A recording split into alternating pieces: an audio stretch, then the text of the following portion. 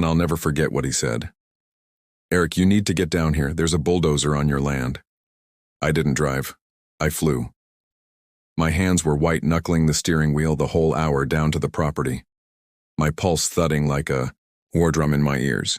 The word bulldozer kept looping in my head like a broken alarm.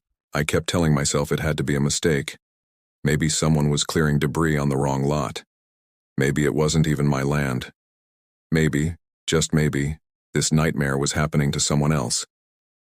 But when I turned onto the familiar gravel path and the dust settled around my tires, reality hit me like a freight train. My house was gone. Not damaged, not partially demolished. Gone. A fresh rectangle of overturned soil stretched across the spot where it had stood for over 60 years. Pieces of busted wood, shattered brick, and twisted plumbing were piled like garbage off to the side, as if someone had casually swept my history into a corner. In the center of this brutalist crime scene stood the culprit, a yellow Caterpillar bulldozer, idle and humming, still warm from use. I froze. I couldn't even breathe for a second. My heart was racing so fast it felt like I might pass out. The smell of fresh-cut earth and diesel hit my nose, nauseatingly familiar from childhood, but now laced with something acrid, like betrayal. Then from across the lot, I heard a voice.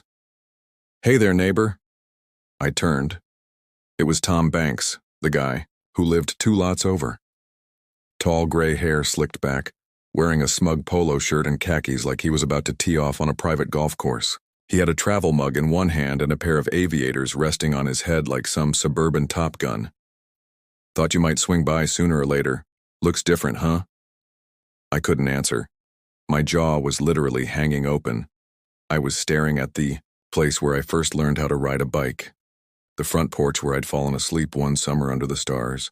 The cracked red swing where Uncle Dale and I used to drink lemonade and listen to Rangers games on an old transistor radio.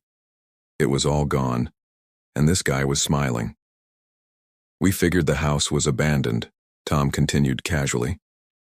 "We in the HOA had a meeting and, well, it was becoming an eyesore. Dangerous, you know. So, we moved forward with clearing the lot. You'll like what's coming. My wife and I are putting in a nice new garage and workshop combo, something tasteful." I blinked, finally finding my voice. "You what?" "Oh, don't worry, it's all above board. I've got paperwork. We're revitalizing this side of the community." I stepped closer, my fists clenched so tight my knuckles popped. "That house was mine. I inherited it legally. You destroyed private property." Tom sipped his coffee and shrugged. "No one had seen you in weeks. HOA considered it neglected. This land doesn't govern this land." He smiled wider now and I saw it. That cold glint in his eye. The one that says, and then Tom came to my door. It was a Sunday afternoon. My kids were inside watching cartoons. I was out back installing a second trail cam just to keep an eye on the property line. I heard gravel crunch under heavy boots, and when I turned around, there he was. Tom Banks, red-faced, breathing hard like he'd jogged over, fists balled at his sides. No lawyer, no HOA clipboard, just a pissed-off man who knew the walls were closing in. "You think you're clever?" he growled, stepping into my space. "You think dragging lawyers into this is going to fix anything?" I stood still, heart thudding. "I don't think I know." He jabbed a finger into my chest. "I built half that garage already. You can't undo what's done. You're going to lose more than your temper before this is over. You really want to drag your family through this circus?" I didn't flinch. Instead, I pointed toward the corner of my roof. "See that little dome? Audio and video recording since you stepped on the driveway. Want to keep talking?" That was the spark. His expression twisted into rage like something deep inside finally snapped. He swung fast, sloppy, caught me across the cheek with a wild haymaker. Burning pain. Stars in my vision. I stumbled back, more shocked than hurt. I hadn't been punched since college.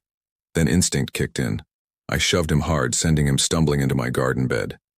He came back swinging again, but I blocked him this time and got in one solid shot to his ribs. We were breathing hard, scuffling like 2 dogs over a bone, It wasn't some choreographed movie fight. It was raw, angry, and real. And then, "Hey, stop!" It was Jason, my neighbor from across the street. Ex-Marine. Good guy.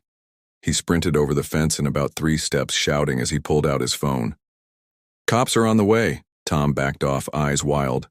"You don't know what you're getting. Into Holland, we had a deal." Jason stepped between us like